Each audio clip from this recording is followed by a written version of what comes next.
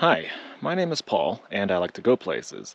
And in this video, we're going to do an updated tour of my 2006 Jeep Rubicon because there's been a number of changes I've made to it since the last time I did a video on it. Let's just take a look. Yep, looks quite a bit different. So I want to show you all the things I've been doing. So I've decided I'm pretty much going to build this up like an Overland rig. My original intention was to just have a 4x4 and bring along my backpacking tent and stuff like that for camping, but I found some deals on the equipment that you see here, so I figured I would just go for it and do a build like this. I'm just going to point out the two more obvious things, the rooftop tent and the awning here. The awning, this was a sale at Princess Auto for $150, and I was originally looking at like, I can't remember the brand, but it was going to be over $300 for essentially the same thing, and I figured 150 bucks, I mean, how bad could it be? And I mean, it seems to work fine, so no complaints there. And the rooftop tent. Now, this one here, it's like I guess a local shop in BC, Canada that imports these from, I'm assuming China or something like that. And this new tent was the absolute cheapest one that I've ever seen when I was browsing for tents. It was 1,800 Canadian dollars. And I think it suits my needs perfectly so far. It's a hardtop tent, which is what I wanted, mainly because I still have to do a lot of road tripping on the highway, and I needed something that was a little bit more aerodynamic than one that wasn't one of these like hard shell tents. And it folds up really small as well, so that was definitely a plus, and it's not too heavy. And I think it makes a good fit on top of the Jeep. So, I mean, the Jeep is, you know, not the largest vehicle, and I didn't want too much of the tent to be sticking out the back or the front. So, but we'll get into that in a moment here. I'm going to briefly talk about some of the maintenance items and the other upgrades I've made to the Jeep so far. So one of the things I wanted to do was basically replace as much as I could with new components to ensure that I didn't have any breakdowns or anything like that while I was out in the middle of nowhere. So one thing I wanted to focus on was the cooling system. I do have a new water pump that was installed, a new, what is this, thermostat housing along with a new thermostat, and I also did do the new radiator hoses as well as heater hoses, and there's also a little metal pipe that comes out of the that housing down there. That's also new because you can only replace that when you have that whole assembly off, so I figured I would just do it while I was down there. So other than that, I did also replace the pulleys on the drive system as well as the drive belt. And let's see, what else do I have here? I have the BBK performance throttle body, which honestly, it was actually more than it's worth considering the build quality. This housing over here that has the IACV inside of it, there's a gasket that goes between this and the actual main throttle body piece there. The gasket is like not even close. So when I assembled it and ran it, I had massive vacuum leak and stuff like that, so I had to actually RTV the hell out of that entire thing while also trying to kind of like cut the bolt holes slightly differently so that it might line up a little bit better, and that worked. But then I also noticed the actual IACV, which slides into the back of that housing there, that seemed like it was like a little loose inside of the housing. So there's two O-rings that are on the IACV. The smaller of the O-rings, I had to actually put a thicker O-ring on there, and that seemed to actually seal when it was put into the housing there. So considering the price of that unit, that's slightly ridiculous to have to go to all of that effort. So, but yeah, it's just my opinion. The only other thing I think I've changed under the hood is I went with the K suspension 12-hole remanufactured injectors. I think they're Bosch injectors. And then because I had the whole thing disassembled while I was doing that, I also got that like heat shielding stuff. And like the original heat shielding that was in there from the factory, that had just like disintegrated all over the manifold. So yeah, I wanted to rip that out, replace that with a new one, and then also just this extra stuff to see if that makes any difference at all, because I do live in an area that's very hot. And I did also half-ass some ventilation. Some hood vents on there.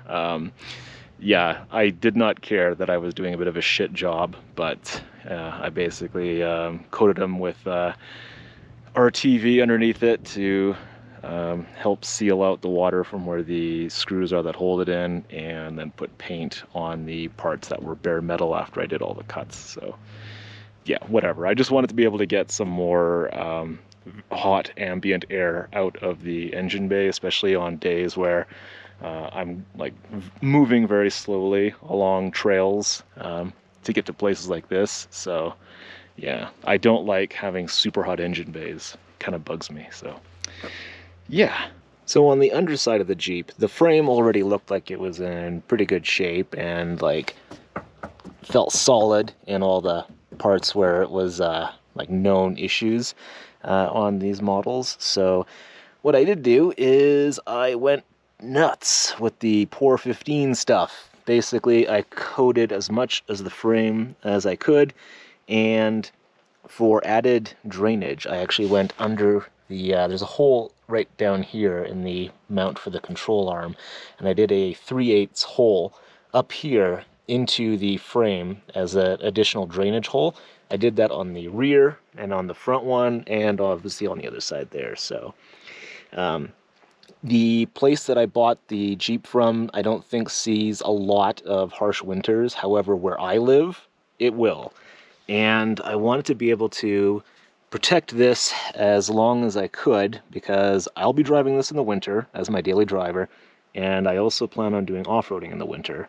So yeah, I wanted to do what I could to prolong the life of the frame.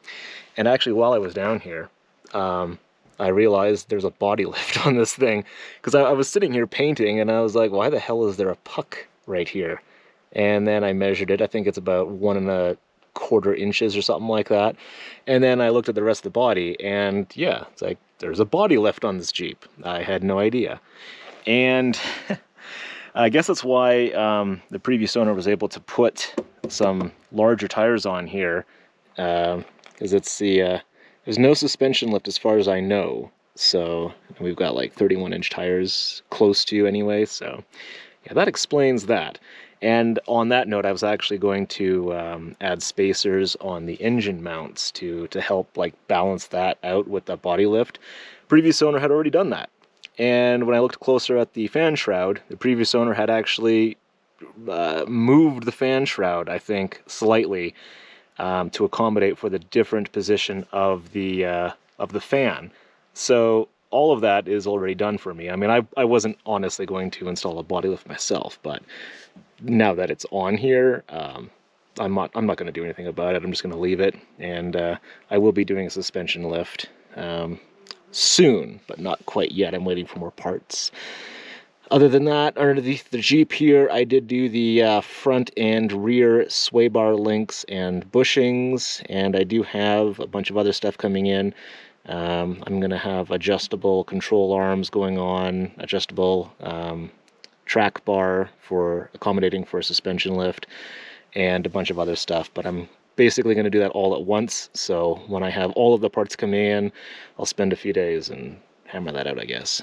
So on the back of the Jeep, I wasn't planning on really doing that much of anything. I think I originally said I was going to try replacing the bulbs in these things with LEDs, but then I did some reading on how LEDs work with the electrical systems, and I decided not to do that. But I did put these little cage things on here, which I'm aware is basically purely cosmetic. It's not going to protect your light if you back it up into a tree or anything like that. But the reason I put that on there is I think it actually looks good when you match it with the fact that I have the whole frame on the Jeep as well for the rooftop tent and everything. So I don't know, for some reason I think that the cover for the light as well as that has a nice look to it. If it was just one or the other, like, I wouldn't have bothered, but yeah, I don't know. I think it looks decent, but that's not going to offer any sort of benefit to protection of the light, I don't think. Other than that, I'm testing out the hitch here for the dirt bike. I'm just using an extension on here because otherwise the bike would actually sit too close to the tire and I wouldn't be able to mount it here. So yeah, it's also a bit of a drop here. I wanted to have this kind of as close to the ground as I could, but having enough clearance to make it on trails and the road and stuff like that. I didn't really want the bike sitting way up in the air, but I might try to flip that extension around to see if it makes any difference with the handling, because having that weight dangling off of the back, it makes the steering a little interesting. I've noticed that it is slightly affected, mainly because there's words I'm trying to remember and I can't remember them, but the balance of the weight is, or the weight distribution, there we go. It gets thrown off when you put heavy things way on the back of your vehicle. So yeah, I noticed this, the steering was not quite as good on the roads getting up here, the dirt roads and stuff. So, but yeah, I'm not always going to have the bike on the back, but I wanted to bring it out today to have some fun and enjoy the sunshine. So I didn't change that much in the interior so far. What I do have is a VHF, UHF radio here. This is not something I plan on actively using, but if I do find myself on some of the active logging roads and they have the posted frequencies, I will dial the radio into them to listen for any large logging trucks that are coming down the road and I need to move out of the way for them. So this bracket here, this is a rugged ridge bracket, and then the radio here was like the absolute cheapest one on AliExpress from China. So yeah, and I just mounted that down there. I didn't really want to spend a whole lot of money on the radio setup, considering I was really not going to use it very often. So other than that, I just also put this little dash thing here, which has a phone mount. I haven't tested this for off-road, but I wanted to have that on there to see if it would hold my phone so I could use it as a GPS whenever I need to do that. Because otherwise, yeah, if I'm trying to find myself on a map or something like that, it's probably not a good idea for me to just be holding my phone as I'm driving. So that is why I installed that. Now for the rear of the Jeep, this is where I'm doing all of my storage, and this is where it gets a bit tricky because the Jeep TJ is tiny. So most obvious thing I did is I removed the back seats entirely because I needed the space, and then I gave them away because I didn't have the space in my garage either. So I do have one permanent container that's down here, and if we take a look at that, what I did is I wanted to just reuse as much as possible from the existing mount locations in here. So what I did is I made this goofy contraption here. So these are the original mount holes for where the rear seat would mount. So I found these brackets at Home Depot, and then they lined up pretty decently with the side of the storage here, but I needed to fill that gap, but I didn't have any blocks of metal or anything like that, so I just used some big washers and stuff like that. And then I drilled a hole through the side here and secured it on that side. And over on the other side, it's basically like right up against the wheel well here. So then what I did is there's this little arm, you probably can't even see it, but there's a little arm that then bolts right into this side here. And that thing's secure, it's not going anywhere. So inside here I keep all of my, just making a lot of noise here. I keep some like recovery gear. I keep spare parts, stuff like that, things that might save my ass if I'm stuck out in the middle of nowhere. So like I've got the old ignition coils that I replaced. Oh, I think I forgot to mention that I replaced the ignition coils when I was under the hood there. So the old ones are there. I also forgot to mention I replaced the oil pump just thing, that oil pump assembly thing, because this is a 2006 Jeep, and it's one of those years where that pump can go bad and nuke the motor. So I replaced that. I've replaced it with the Crown Automotive unit, which is the one that has the fix for the problem, and the old one is in here in case, whatever, in case I need it. So yeah, in here, some basic tools and spare Jeep parts. This one here, this is meant to be removed if I didn't want to leave it in the Jeep, but for the time being, I just have ratchet straps that go through the little holes up here to keep the bin secure.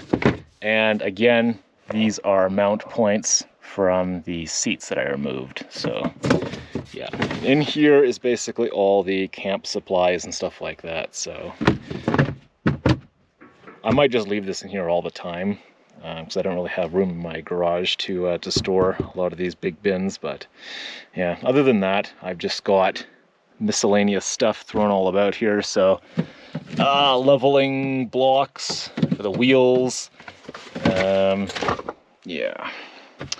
And what I do have coming in are some bags that are going to go over top the wheel well here on both sides, and that hopefully will add a little bit more storage for things that don't fit into the bin. And I'm also experimenting with this net. I don't think I'm going to keep it in this particular location here, but I had my sleeping bag inside here on my way up, and I probably would rather have this kind of like hanging from the ceiling, although this might actually be too big. So I don't know if it'll get enough tension to stay up there. It might droop down right into my rear view mirror vision. So I'm looking at different net solutions. I was considering a shelf that was that kind of went right around in here. Then I realized that would probably affect my ability to get into these containers easily. So yeah, that's why I want to go with something that kind of sits higher up toward the ceiling. Anyway, I don't think there's anything else on the interior that I wanted to show you. Oh, actually, this bag here, Rugged Ridge. I was searching on Amazon for a basic bag that just attaches to the rear of the seat. And for some reason, Amazon is incapable of selling you a bag that's just a basic bag that attaches to your seat. I got ones that were like, I don't know, diaper dispensers and makes your coffee and military tactical equipment. I wanted a bag with one compartment and a zipper. How hard was that to find? Apparently the only people who made that was Rugged Ridge, and I had to pay way more than I wanted to for this bag, but it does exactly what I want. It attaches to the seat fairly securely, so things that I might need often while I'm sitting in the driver's seat, I throw in here. Bug spray, little bug nets for the side windows there, anything I might need to reach for and be able to operate the zipper without having this thing like moving around, so I can operate the entire zipper. Almost, whoops. Well, I just ruined my sales pitch there, but yeah, I can actually reach in here and unzip it while I'm sitting in the driver's seat and get anything I need out of here. So I'm gonna, whoops, I'm caught up in my net. I'm gonna probably keep, yeah, important things there, especially for my winter travels. It'll be gloves, toques, stuff like that. So yeah, anyway, I think I will now hop into the tent. There's one thing to note about the ladder location. Because the tent isn't quite as wide as the frame here, the little spots that the ladder hook onto, when these were attached right up on those, the angle of the ladder would have to be like really extreme, and the ladder wasn't long enough to actually accommodate for that. So yeah, I just used some U-bolts to put that on there, so that way I can get up there. On the back of the tent, I can actually go directly onto the latches there. However, that only works when I don't have the dirt bike on the back. So sometimes I can go up through the main door there, but it does also have these side doors that you can go up through as well. So that makes it pretty convenient. So here we are. This is the inside of the tent, and it does have a pretty decent height in there. Yeah, I mean, for the price, I can't complain. And now it's on a very severe angle right now. I'm not actually camping here tonight. I was just setting this up for the purpose of the video. Otherwise, I would want to level it. So we've got 3 windows, and they do have the fly net there as the first layer, and then you can also do up the whoops, this for your privacy. So I guess if you're going to sleep, you can do that up. And there's also this little I guess like a sun guard type thing here for the main window. It just uses these metal bars. I don't know if I've actually got this done up properly, but I mean, it's good enough, right?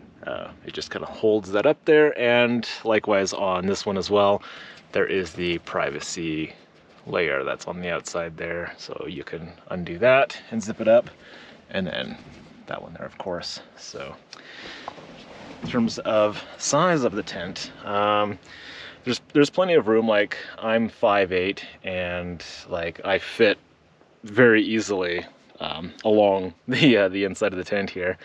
And so we've got, this is my sleeping bag, and if I was over here, then we'd have plenty of room for someone else in there. So basically this is like a 2-person tent. You could do more if you want to be very uncomfortable, but yeah, I'd say 2 people is probably the maximum.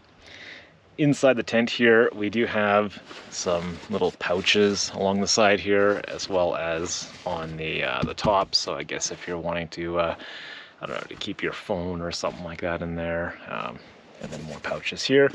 It does come with this little LED light as well. I guess if you just want to hang it somewhere and use it for reading or whatever. It also comes with these little pouches that I'm assuming they're for shoes, and in the pictures that I've seen from other people, they have them hanging on the outside. I don't really know how they're supposed to hang yet. I'll have to actually look that up, but there's a metal bar that's kind of in the inside here. I don't know, it just kind of like, somehow this hangs on the outside of your tent, so you don't have to sleep with your shoes. Yeah. Other than that, though, this is like this is a very thin layer here, which is like for helping against condensation, I believe. I'm gonna try winter camping with this tent. I don't know how it's going to work out, because this isn't like a very thick material or anything. It's not really going to keep you warm. You'd have to have something else that keeps you warm in here, and I'm thinking I might try a heated blanket. But I will try to see what this is like in colder temperatures, just for fun. And yeah, for the actual mattress here, this is the size that we're working with. I've ordered some memory foam topper that I'm going to potentially try something here with. Some people have they've installed thicker mattresses in here, and this cover piece comes off. It's like there's a zipper on the other side of it. So what I might do is either try a memory foam topper over this, or I'll get one that's maybe about the same size as this and fit it into this cover. I don't know. I'm still trying to work things out. This isn't bad. So, I mean, it's It's decently comfortable. It's obviously better than sleeping on the ground in a tent. So that's what I was willing to do beforehand. So, but yeah, this is basically going to be my camping setup. Sleeping bag, and I originally was using this inflatable pillow, but I also picked up like an actual pillow, camp-sized. I really did not like using that when I tried to camp with it, so I think a dual pillow setup is probably what I'm going to be using. So, but yeah, I have no complaints about this setup, and being able to just drive my Jeep out into wherever I want and immediately set up camp. In this particular case, I am right next to a lake, and there's nobody around. Only person making noise out here is me. So yeah, anyway, I do have a lot of future changes I'll be making to the Jeep, so keep an eye out for my next update video. And I will be making camping videos as well, so when I actually take this rig out for a camping trip, which will be probably within the next few weeks. I think I was going to get the lift kit installed on here first, and then take it out and do a camping trip with it. So I will be making videos of that. So I guess if you want to see that, subscribe to my channel, and I will keep making more videos of wherever I end up going in the Jeep and the dirt bike. And on that note, the dirt bike is unloaded out there, so I'm gonna go riding. Thanks for watching. See you later.